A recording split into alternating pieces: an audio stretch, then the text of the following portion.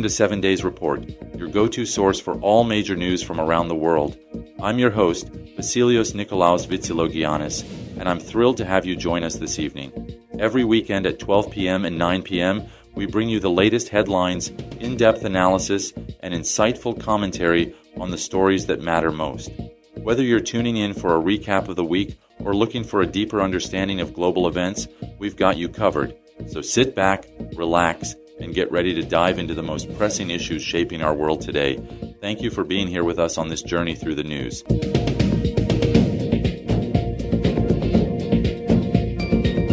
In a bold defense of Elon Musk's recent maneuvers with Dogecoin, Doge, former President Donald Trump praised the billionaire's innovative approach to federal spending.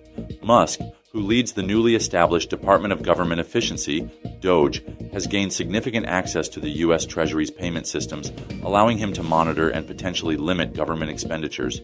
During a live session on X Spaces, Musk claimed that the U.S. Agency for International Development, USAID, is beyond repair and should be shut down, a sentiment echoed by Trump. The administration has faced backlash for its aggressive stance on USAID, with critics alleging that Musk's involvement undermines essential humanitarian efforts. Trump's administration is reportedly prioritizing cryptocurrency regulations, aiming to position the U.S. as a global leader in digital finance.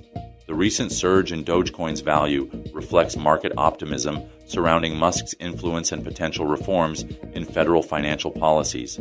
As Musk pushes for blockchain technology to enhance transparency in government spending, Trump's endorsement signals a significant shift in how federal finances may be managed, potentially revolutionizing the relationship between technology and public service. This partnership between Trump and Musk could reshape not only cryptocurrency markets, but also the future of U.S. fiscal policy.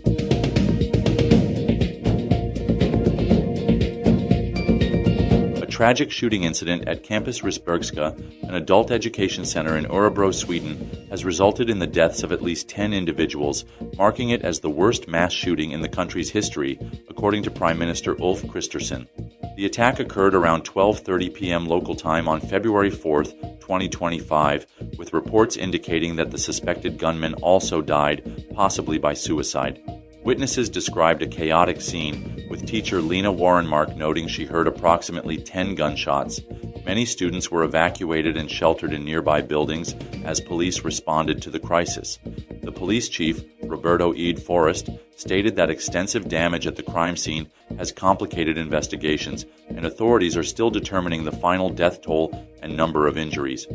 Prime Minister Kristersson expressed his condolences, stating, "It is a very painful day for all of Sweden," emphasizing the horror of students being confined in fear during what should have been a normal school day.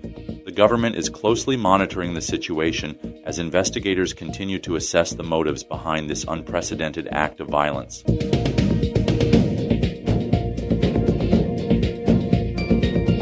Thailand has taken decisive action against online scam operations by cutting electricity supplies to several border areas in Myanmar, where these illicit activities have thrived.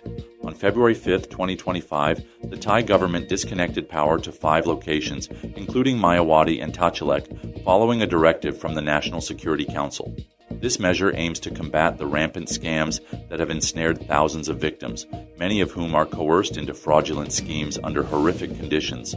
The crackdown comes amid increasing pressure from China, where officials have expressed concern over the impact of these scams on their citizens. Notably, a recent incident involving the abduction of Chinese actor Wang Xing highlighted the severity of the issue, prompting calls for more robust action against these criminal networks. Thai Deputy Prime Minister Anutin Charnvirakul stated that the decision was motivated by national security concerns, emphasizing that electricity was being misused to facilitate illegal activities such as human trafficking and online fraud. Despite the power cuts, reports indicate that some scam facilities remained operational, raising questions about the effectiveness of this initiative. As Thailand collaborates with Myanmar and China to address these challenges, the situation remains precarious for those trapped in these scam compounds.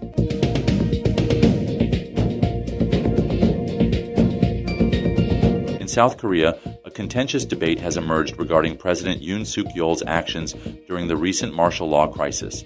The central issue revolves around whether Yoon ordered the removal of agents or lawmakers from parliament. President Yoon has been accused of instructing military leaders to forcibly remove lawmakers from the National Assembly on December 3rd, following their rejection of his martial law declaration. However, in his impeachment trial appearance, Yoon denied these allegations, stating he never ordered such actions. Military officials have testified that they were instructed to break down doors and drag lawmakers out, but some commanders refused to carry out these orders due to their illegality. The opposition has characterized this as an attempt by Yoon to undermine democratic processes. The Constitutional Court is currently deliberating on whether to permanently remove Yoon from office based on these charges. The outcome will significantly impact South Korea's political landscape and could lead to new elections if his impeachment is upheld. As tensions remain high, public protests continue against what many see as an overreach of executive power.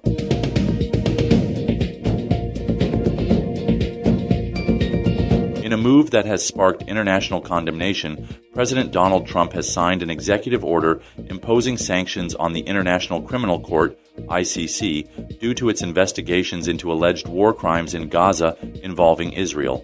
The ICC recently issued arrest warrants for Israeli Prime Minister Benjamin Netanyahu and Defense Minister Yoav Gallant, which the U.S. and Israel have vehemently disputed. The sanctions include financial penalties and visa restrictions against ICC officials involved in these investigations. Trump's administration claims that the ICC's actions create a perilous precedent threatening American sovereignty and national security by potentially exposing U.S. citizens to harassment or arrest. Critics argue that these sanctions undermine international justice, with Amnesty International labeling them as vindictive and aimed at protecting political allies rather than upholding human rights. The ICC maintains its commitment to delivering justice despite these challenges. This decision coincides with Netanyahu's visit to Washington, where Trump proposed controversial plans for Gaza's future, drawing criticism from Arab leaders and human rights organizations. The move highlights ongoing tensions between the U.S., Israel, and international bodies over legal accountability in conflict zones.